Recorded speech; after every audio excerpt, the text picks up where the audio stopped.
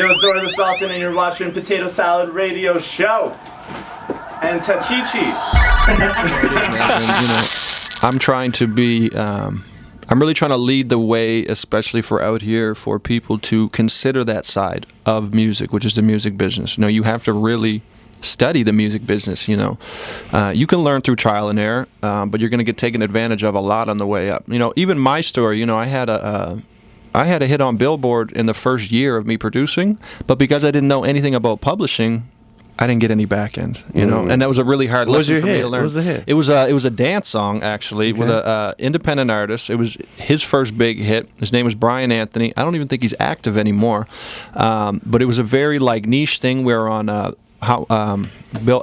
dance. Oh my God, I'm trying to remember what the hell that Billboard chart is called. It's called the Hot Club Dance Play chart. It's like a sub dance genre chart. Right. So we had a number 7 hit on there, and it was beautiful. I got a lot of press off it and a lot of opportunities, and he paid me a very nice lump sum up front. But that was the trade-off, right? And I learned the business the hard way that way. So now, is publishing the key thing to hang on to? So basically, from a business perspective, it seems to be. From a business perspective, publishing really represents your ownership and your intellectual property. And say if you are in real estate, your property is your asset is the building itself, right? So for us, our asset and our ownership and what we have as leverage really to get a deal or exit strategy if we want to sell our catalog and just cash out is publishing.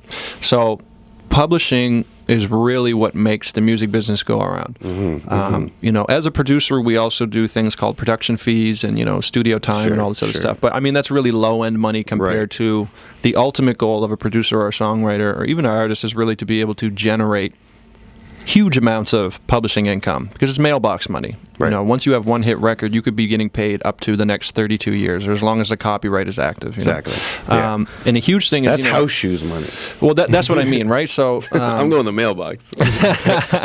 Unless you're in Jordantown, you might have to put on real boots. Yeah, you definitely got to get to the mailbox. You definitely got to walk to the mailbox. The not house shoes. But they'll be wet. I'm super passionate about the business side, and part of what me and Noxx are doing is really perfecting that together and really trying to figure out how we can do that at the best of our ability together.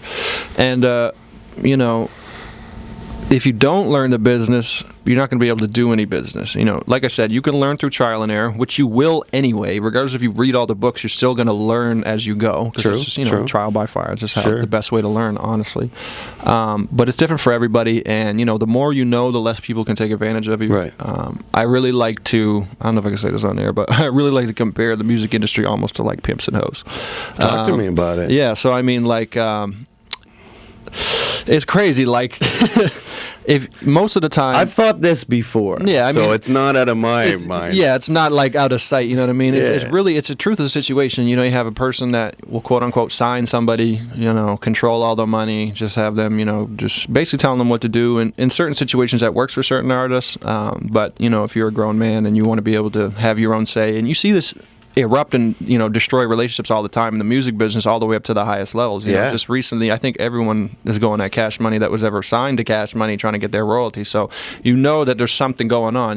Not really to speak on anyone's business, but just watching from the blogs and everything, you can see that things are going on that is not supposed to. You wouldn't think that someone that close would do that, but no, this is the relationship situation. It is. It's a business relationship, and people need to separate that.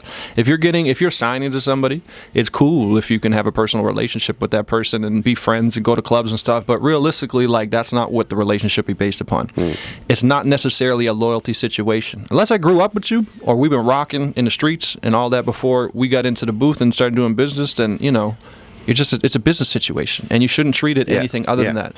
Don't invest all this emotional time and energy into a person that's just really there to get a check off you. Sure. And there's nothing wrong with a person wanting to get a check off you because it means that they can get you a check. Yeah. It's just about you perceiving it the correct way and reading the books and all the different situations and reading your paperwork, and if you can't understand it, getting someone to read it for you. We better get an attorney. And even for me, I read all my contracts, but I also have an attorney that I send it to. Of course. The situation that I do is and I even write a lot of my contracts because I'm at the point where I understand the jargon enough to be able to put together a 10-page contract for exclusive and et cetera, et cetera.